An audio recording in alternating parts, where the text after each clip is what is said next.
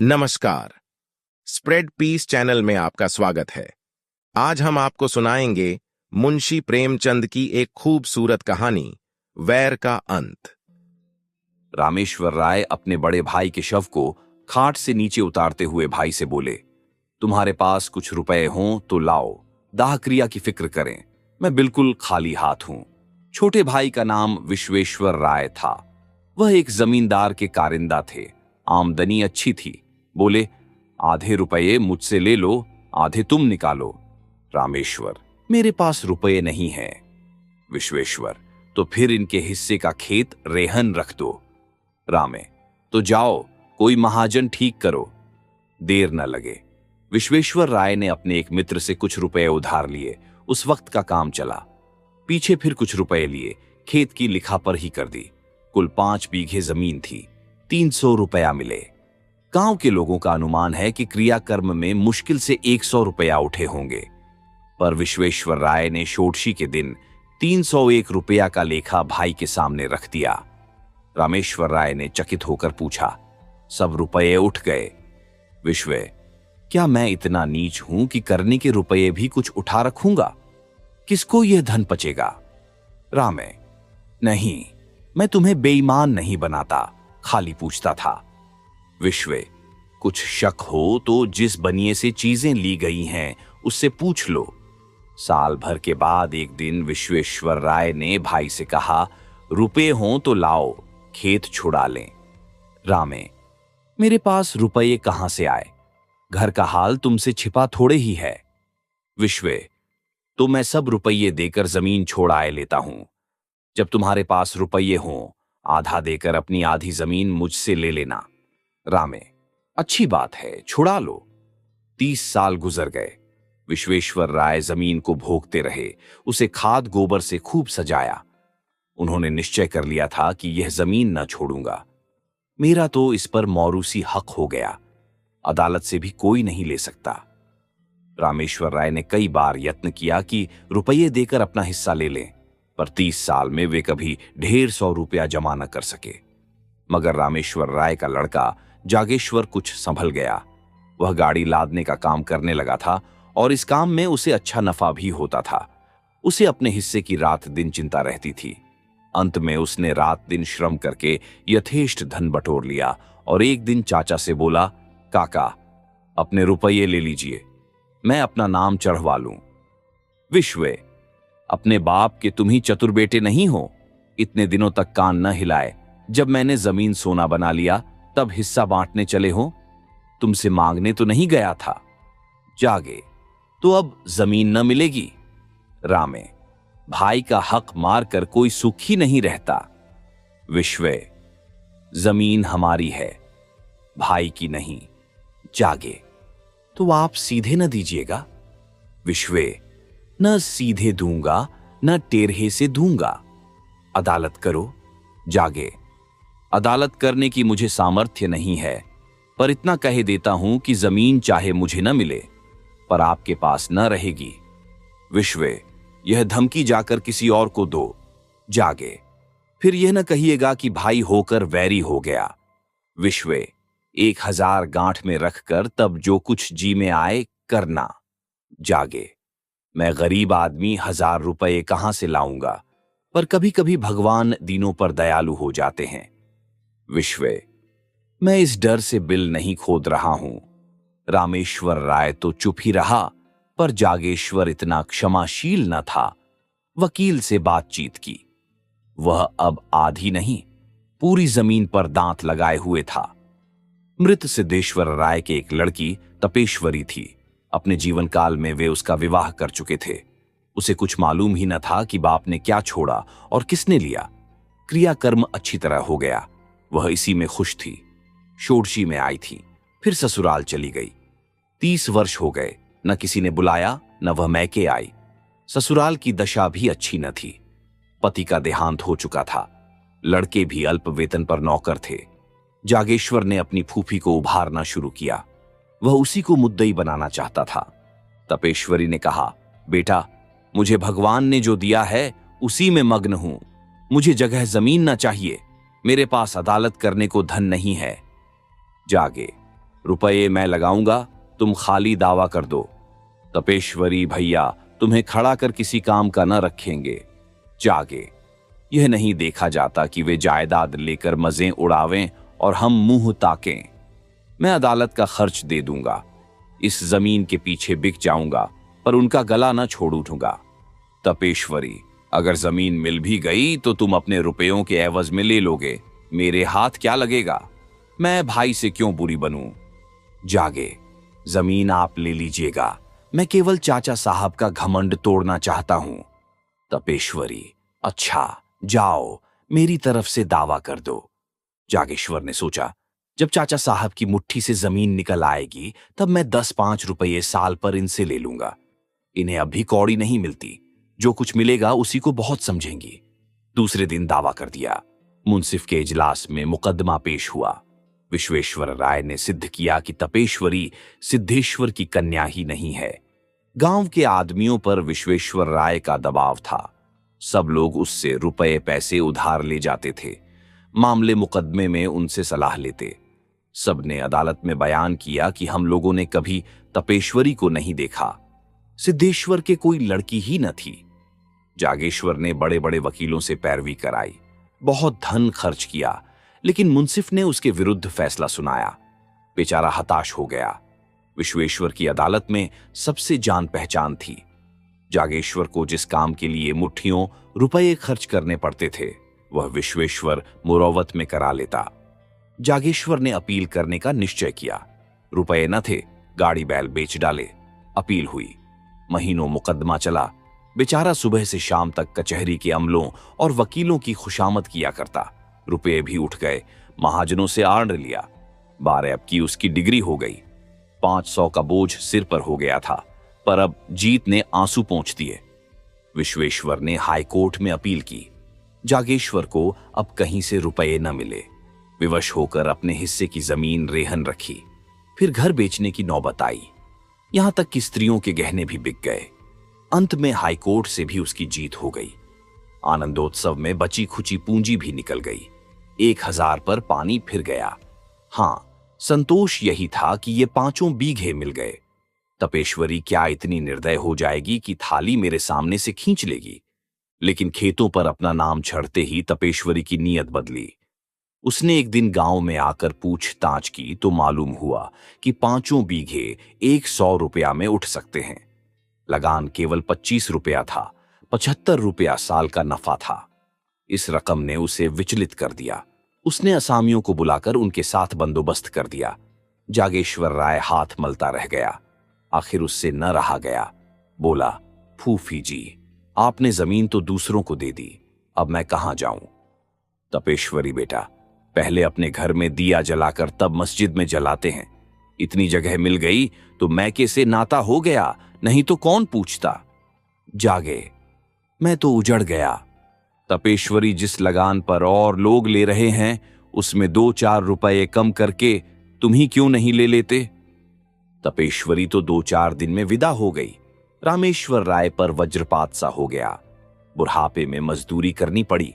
मान मर्यादा से हाथ धोया, रोटियों के लाले पड़ गए। बाप बेटे दोनों प्रातःकाल से संध्या तक मजदूरी करते, तब कहीं आग जलती। दोनों में बहुधा तकरार हो जाती। रामेश्वर सारा अपराध बेटे के सिर रखता। जागेश्वर कहता, आपने मुझे रोका होता तो मैं क्यों इस विपत्ति में फंसता? उधर विश्वेश्वर राय ने महाजनों को उकसा दिया। साल भी न गुजरने पाया था कि बेचारे निराधार हो गए। जमीन निकल गई, घर नीलाम हो गया। 10-20 पेड़ थे, वे भी नीलाम हो गए। चौबे जी दूबे न बने, दरिद्र हो गए। इस पर विश्वेश्वर राय के ताने और भी गजब ढाते। यह विपत्ति का सबसे नोकदार कांटा था, आतंक का सबसे निर्दय आघात था। 2 साल तक इस दुखी परिवार ने जितनी मुसीबतें झेली, यह उन्हीं का दिल जानता है। कभी पेट भर भोजन न मिला। हां, इतनी आन थी कि नीयत नहीं बदली। दरिद्रता ने सब कुछ किया, पर आत्मा का पतन न कर सकी। कुल मर्यादा में आत्मरक्षा की बड़ी शक्ति होती है। एक दिन संध्या समय दोनों आदमी बैठे आग ताप रहे थे कि सहसा एक आदमी ने आकर कहा, ठाकुर चलो, विश्वेश्वर राय तुम्हें बुलाते हैं। रामेश्वर ने उदासीन भाव से कहा, मुझे क्यों बुलाएंगे? मैं उनका कौन होता हूं? क्या कोई और उपद्रव खड़ा करना चाहते हैं? इतने में दूसरा आदमी दौड़ा हुआ आकर बोला, ठाकुर जल्दी चलो, विश्वेश्वर राय की दशा अच्छी नहीं है। विश्वेश्वर राय को इधर कई दिनों से खांसी बुखार की शिकायत थी, लेकिन शत्रुओं के विषय में हमें किसी अनिष्ट की शंका नहीं होती। रामेश्वर और जागेश्वर कभी कुशल समाचार पूछने भी न गए। कहते, उन्हें क्या हुआ है? अमीरों को धन का रोग होता है। जब आराम करने को जी चाहा, पलंग पर लेट रहे, दूध में साबूदाना उबालकर मिश्री मिलाकर खाया और फिर उठ बैठे। विश्वेश्वर राय की दशा अच्छी नहीं है, यह सुनकर भी दोनों जगह से न हिले। रामेश्वर ने कहा, दशा को क्या हुआ है? आराम से पड़े बातें तो कर रहे हैं। जागे, किसी वैद्य हकीम को बुलाने भेजना चाहते होंगे, शायद बुखार तेज हो गया है। रामे, यहां किसे इतनी फुर्सत है? सारा गांव तो उनका हितू है, जिसे चाहें भेज दें। जागे, हर्ज ही क्या है, जरा जाकर सुनाऊं। रामे, जाकर थोड़े उपले बटोर लाओ, चूल्हा जले, फिर जाना। ठकुर सुहाती करनी आती तो आज यह दशा न होती। जागेश्वर ने टोकरी उठाई और हार की तरफ चला कि इतने में विश्वेश्वर राय के घर से रोने की आवाजें आने लगीं।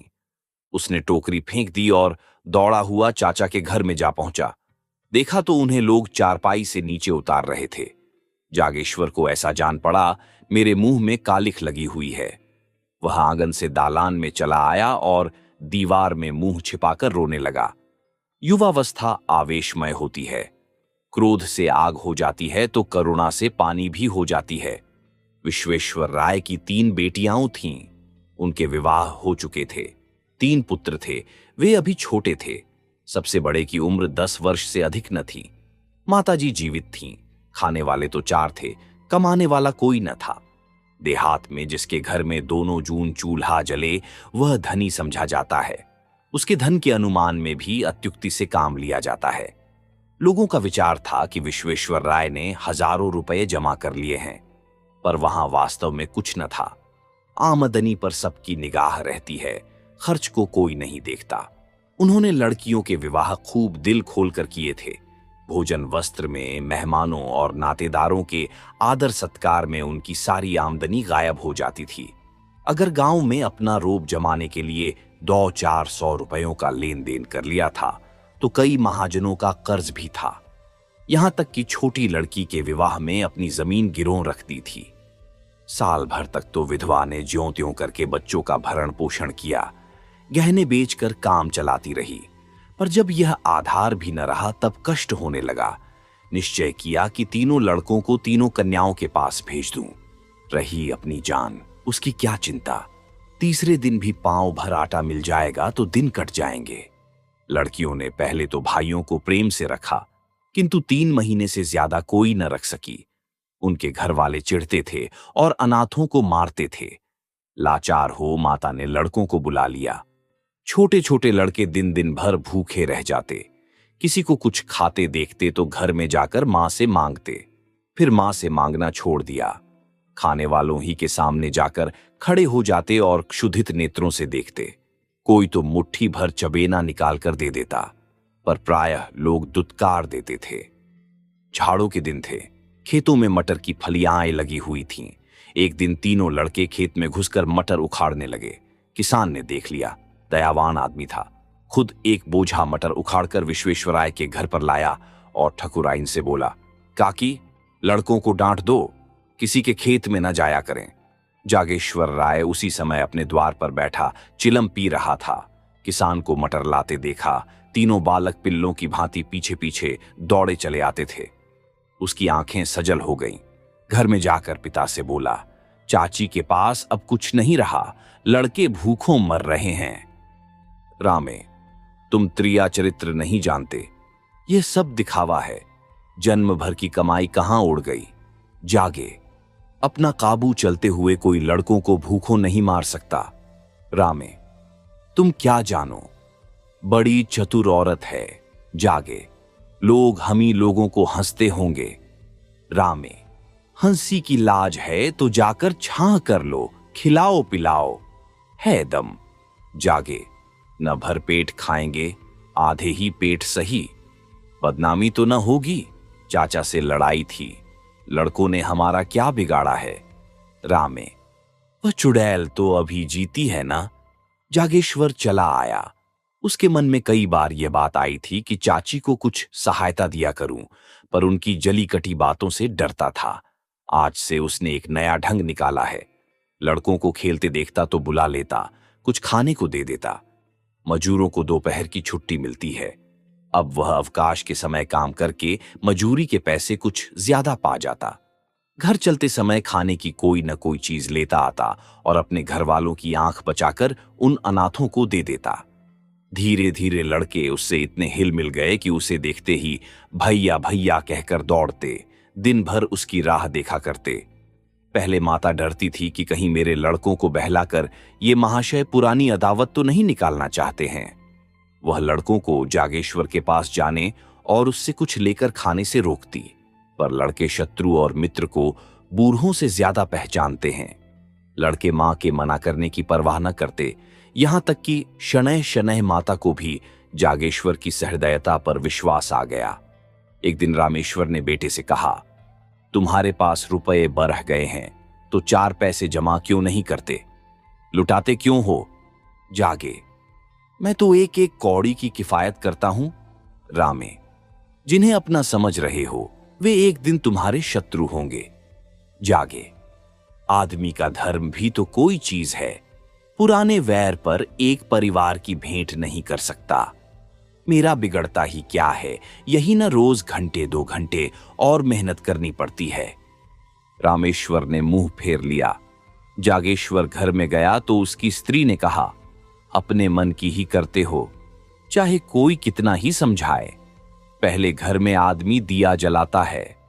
जागे, लेकिन यह तो उचित नहीं कि अपने घर में दिया की जगह मोमबत्तियां जलाए और मस्जिद को अंधेरा ही छोड़ दे। स्त्री, मैं तुम्हारे साथ क्या पड़ी, मानो कुएं में गिर पड़ी। कौन सुख देते हो, गहने उतार लिए, अब सांस भी नहीं लेते। जागे, मुझे तुम्हारे गहने से भाइयों की जान ज्यादा प्यारी है। स्त्री ने मुंह फेर लिया और बोली, वैरी की संतान कभी अपनी नहीं होती। जागेश्वर ने बाहर जाते हुए उत्तर दिया, वैर का अंत वैरी के जीवन के साथ हो जाता है। आप सुन रहे थे मुंशी प्रेमचंद की रोचक कहानी